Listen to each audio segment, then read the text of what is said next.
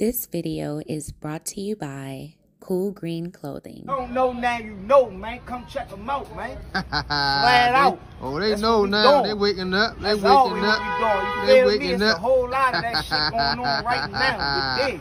Alrighty, bro. You see the hat dripping, you see the shirt dripping. Exactly, my nigga dripping all on the cement out this bitch, right. man. You feel me? We dripping my all man dripping all on the cement. Yes, sir. You feel me? Man. Yeah. How to do it, man. Shout out to Cool Green, man. You feel me? Variety of stuff, man. You feel me? Good dude for real. You know what I mean? His design is impeccable, man. You know what I mean? It speaks for itself. Yeah. You know what I'm saying? It speaks for itself for real. For itself, man. But who could really rock it like I rock it? You heard? What is going on, YouTube fam? This your boy Tony 2Times, and we back with another episode of the Baltimore Way, man. Before I start, be sure to tap that like button. Definitely watch this video to the end to hear the full story. Subscribe if you're new to the fam. Hit that notification bell for future uploads. Let's get right into it. In certain situations, a misunderstanding or argument can go real left. Some people always have a chip on their shoulder. Add that with a gun, and that's a recipe for a body. I learned a long time ago, if you are not ready to go all out in a situation, then don't go at all. Because you never know what's on the next man's mind or what they are willing to do. And small situations turn big. But with DNA, surveillance, and camera phones, situations that went unsolved back in the day had many people in prison with big time nowadays. And on this episode of the Baltimore Way, we will discuss a case from 7 years ago that left a man gone and another with 65 years in prison, all from DNA and a camera phone. According to sources, on October 15th, 2015, shots were fired right by Valentinos Restaurant on Harford Road and Northern Parkway. As witnesses prayed for the victim at the scene, others called BPD. Once they arrived, they found a lifeless body, suffering from a gunshot wound to the abdomen by Fleetwood Avenue. The man was identified as Terrence Johnson.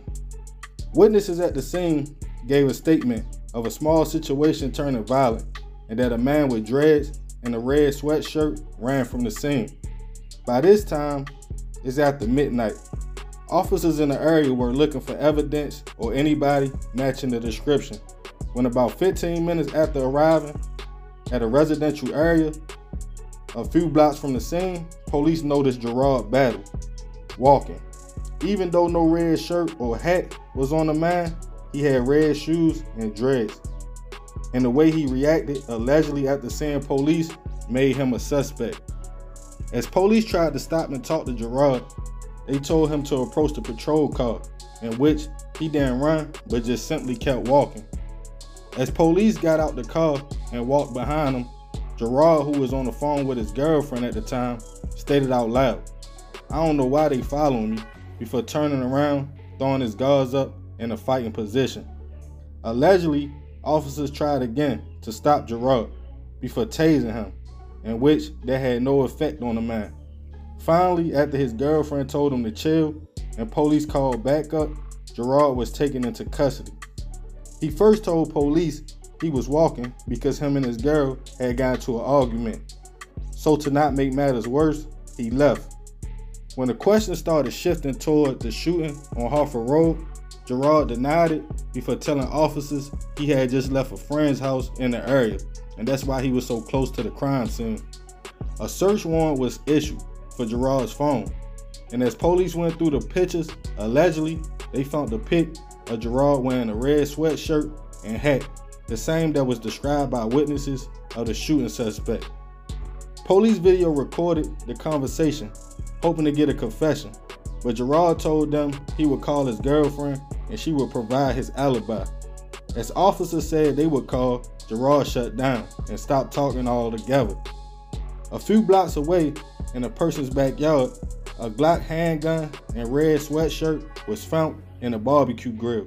As forensics was done, DNA on the weapon and shirt matched Gerard's. The last piece of evidence was a dread left on the scene that allegedly matched Gerard's DNA. With no confession, it was all witness testimonies and DNA evidence. Gerard was acquitted of premeditated murder, but was found guilty of second-degree murder and a handgun violation. He was eventually sentenced to 65 years in prison. Rest in peace to Terrence Johnson. I send my prayers and condolences to the family. More of this story, don't let you being a hothead trick you off the streets. I know some people feel like it's no talking and the only way to get a point across is violence. But with phones, surveillance, and DNA, the chances of you getting away is slim. It's not the 80s no more. We gotta learn, every situation doesn't call for shots fired and loss of life. If possible, be strong enough to walk away and keep your life and freedom. Because Hagerstown, MCIJ, ECI, all have open beds waiting. But hey, that's the Baltimore way. Man, that's a crazy story. Rest in peace to the victim in the situation. So yeah, allegedly they trying to say that the two men got into an altercation right in front of Valentinos. Things went left, you know, shots got fired. Witnesses at the scene was trying to say it was a man that had on a red sweatshirt. Now Gerard told police when he got pulled over a few blocks away that he was coming from having a situation with his girlfriend and he left the house to cool down. Then he bopped to his homeboy house to get away from the situation. They was trying to say even though he didn't have on a sweatshirt, he matched the description that the witnesses gave them at the scene. So when he went in, finally, you feel me, and talked to police, he just told them like, look, I ain't have nothing to do with nothing. But when they got that search warrant for his cell phone, that's when they found the picture with him wearing the hat, him wearing the sweatshirt, and allegedly they found the dread that got left at the scene, you know, that had his DNA. It was his head.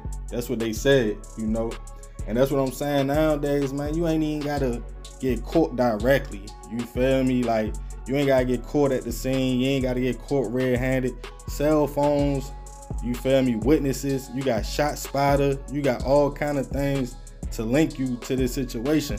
Like I say, this ain't the 80s, man. You feel me? We gotta learn how not to be so quick-tempered and throw it all away for nothing. You feel me? 65 years, it probably was a petty altercation. The man that got hit, he wasn't even from Baltimore. He was from Virginia somewhere. So yeah, man, crazy situation all around the board, man. But yeah, let me know what y'all think about this one, man. Y'all already know. Leave it in the comments, you feel me? I appreciate you if you made it to the end. Definitely follow me on social media at _Tony2times. If you got a story you want me to do, if you want to request a video, man, you can email me at tony2times.biz@gmail.com. Y'all already know it's all love, fam. I'm out.